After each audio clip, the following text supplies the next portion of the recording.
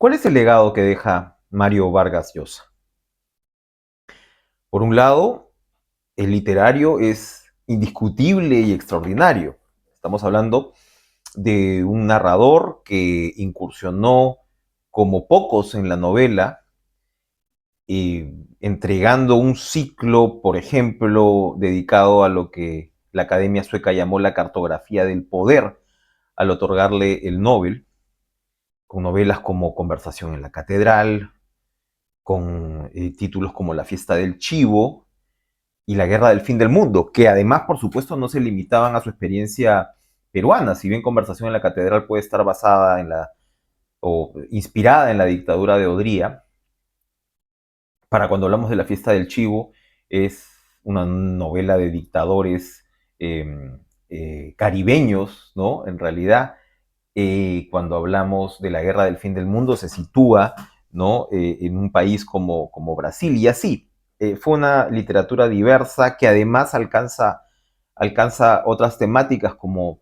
la erótica y en novelas más recientes, quizás un poco más ligeras, pero con mucho sentido del humor y con la misma maestría, en realidad, de siempre. El legado es impresionante, indiscutible. Donde Vargas Llosa, por supuesto, se convierte en un personaje controversial, seguido, pero siempre que dio que hablar es en su trabajo como analista político y como político en sí. Ahora el New York Times ponía en su obituario, ¿no?, el novelista con ambiciones políticas, y vaya que claro que las tuvo, porque llegó a ser candidato presidencial. Pero en realidad es muy interesante trazar esa evolución ideológica, si se quiere, o esa transformación ideológica, de la cual se ha hablado mucho, ¿no? O sea, cómo pasó de apoyar a Fidel Castro a hacerlo con Margaret Thatcher. Pero en realidad, esa, eh, esa cercanía al liberalismo tiene un germen que viene de atrás y que ha sido explorado recientemente en libros como la biografía política de Pedro Cateriano, donde uno ve y lo observa en los artículos iniciales que él escribe para Caretas, en los años finales de los años 60, donde se ve esa impronta izquierdista, utópica en términos, ¿no?, de conseguir una sociedad con una distribución más justa y más igualitaria, y de ahí su inicial vinculación con Cuba y además con el régimen de Juan Velasco. No hay que olvidarlo.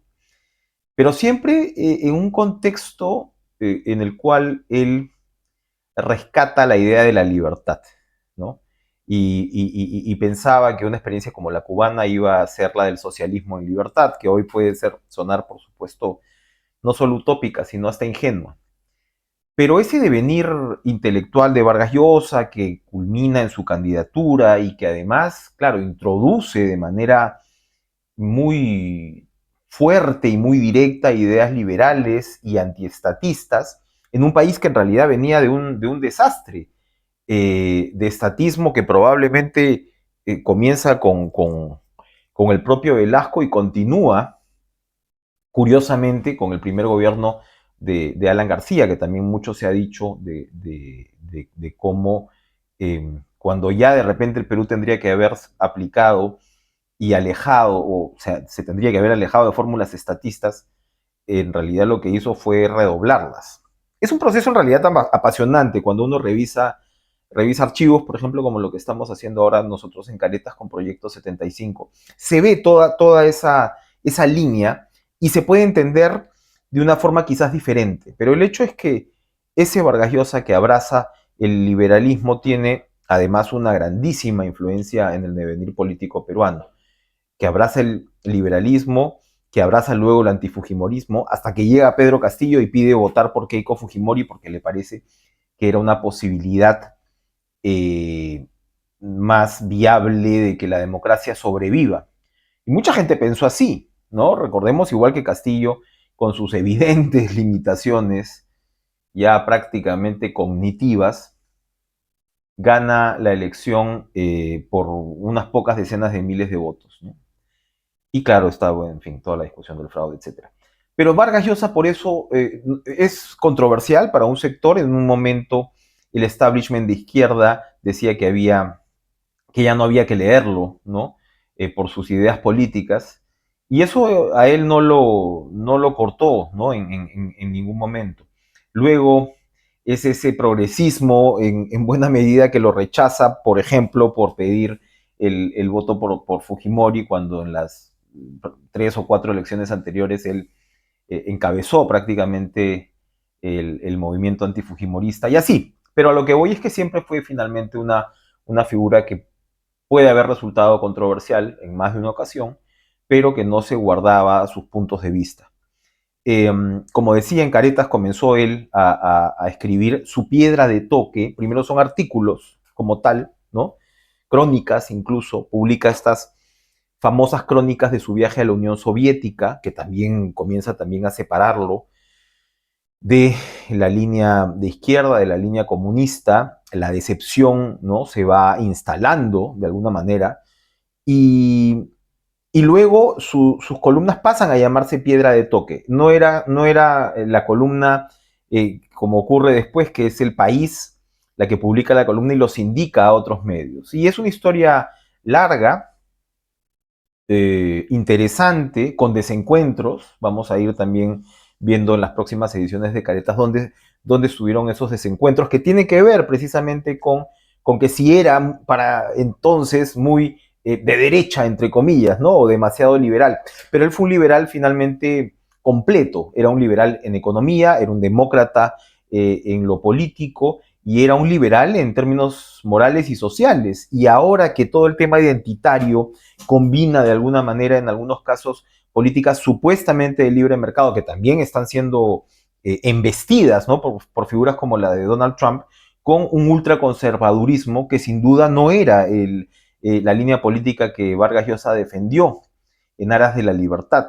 Entonces es muy interesante cómo las categorías políticas se han transformado en los últimos años y claro, definiciones en las cuales encajaban un Vargas Llosa, que siempre además recogió las contradicciones y las reconocía, no es que no lo hiciera como tal, pero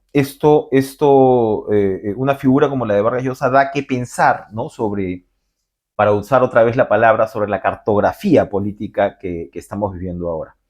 A los periodistas nos influyó tremendamente. Todo periodista peruano tiene su propia experiencia con Vargas Llosa. Tuve la oportunidad de entrevistarlo ya desde muy joven, cuando vivía en Colombia y trabajaba para una revista que se llama Cromos, una revista también muy antigua. Y entre las primeras comisiones que tuve fue la de poder entrevistar a Vargas Llosa en una pequeña feria del libro, en realidad, mejor dicho, en la feria del libro de una ciudad pequeña.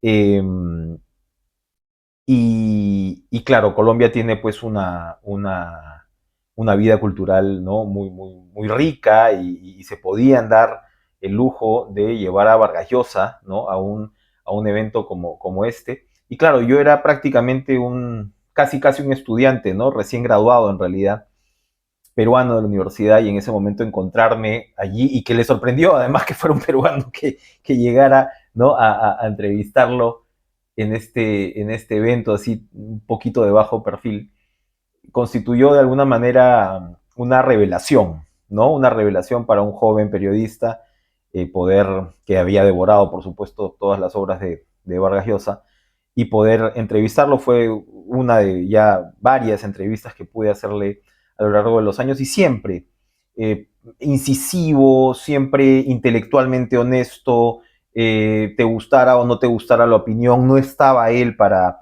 gustarle en realidad a todo el mundo.